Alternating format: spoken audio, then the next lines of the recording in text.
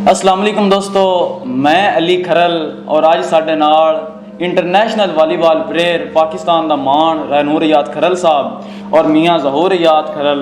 चंद शेरां दी हाज़री है। काफ़ी लोगों कमेंट कीते सी कि राय साहब को भी एक शेर सुनो, तो अज असीं राय साहब को भी शेर सुना दे। मियाँ जी शेर के मेला बन के नाल गरीब दिया हुआ रूठा सज्जन मनावण वंजणा है। इन्हां अखियां विचों हंजदा सावण ओनू तोड़ विखावण वंजणा है। ते कस्से सज्जन भी होंदे ने बंदियां दे ओनू गल समझावण वंजणा है।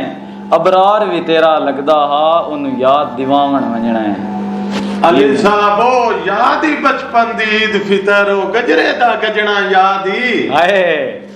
बीड़ी कागजां दी बना के पानी ही छट के धुआं रल के पत्तन ते बजना याद ही हाय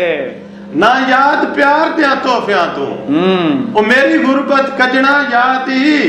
आज ठीक है जरूरी तेरा दुश्मन सही कुछ कर दिया सजना हाय बंदा बेदो खालक दी अजमाइश हुंदे बंदा तकड़ा रहे घबराए हाय वाह तो खालक दी अजमाइश हुंदे बंदा तकड़ा रहे घबराए नहीं वाह वाह घर ला जा मिलदे सबर वालियां नु बंदा उसल के करे हाय हाय हाय वाह वाह ठीक है निकल गया सजना दे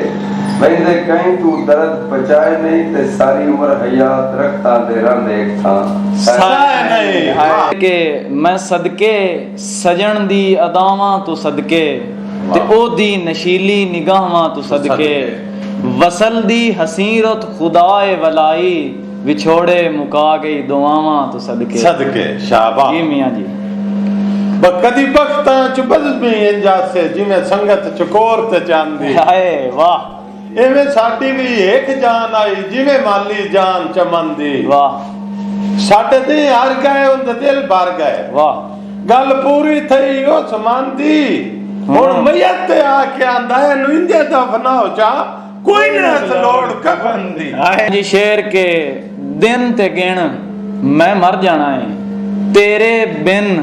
मैं मर जाना है हाय जिस दिन तू कंड करनी है उसे दिन मैं मर जाना है पता है मैं गुड्डी दे कागज वर्गा तू किण मिण मैं मर जाना है जान दी बोली ला दिती हो 1 2